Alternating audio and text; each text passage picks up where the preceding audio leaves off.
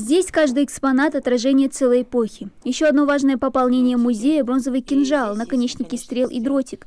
Все это находки, которые делегация из Грузии передала главе Ингушетии. Это предметы бронзовые, второе тысячелетие до нашей эры.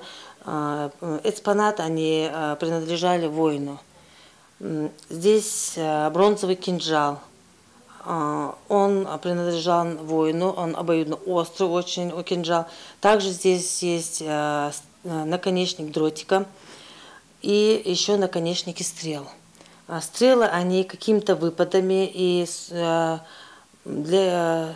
эти стрелы служат, видимо, делают таким образом, чтобы, нанося стрелом удар, рана могла быстро не заживать, и вытащить эту стрелу из тела было бы трудно. Острые экспонаты сохранили по сей день. Также в дар музея Юнусбек Евкуров передал копию черкесски грузинского офицера ингушского полка князя Георгия Алексеевича Амелахвари, который командовал полком после ранения Георгия Мерчуле, вплоть до того, пока на эту должность не утвердили ингуша, полковника Асламбека Бейтиевича Катиева. В дальнейшем, вплоть до того периода, когда ингушский полк вернулся сюда на Кавказ, командовал ингушским полком. Интерес для нашего музея в этом костюме очень большой, потому что у нас не было именно предметов, относящихся к Первой мировой войне.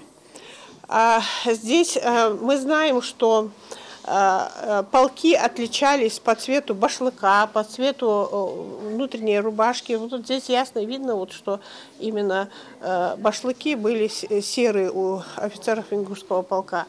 Также очень вместе с черкесской были переданы и набор, это и газыри, и пояс. Не так давно архив музея также пополнился керамическими сосудами, относящимися к аланской культуре. Словом, представить это историческое хранилище без помощи жителей и гостей невозможно, ведь возрождать историю нужно совместными усилиями. Мы знаем, что у нас с Грузией давние и тесные дружеские отношения.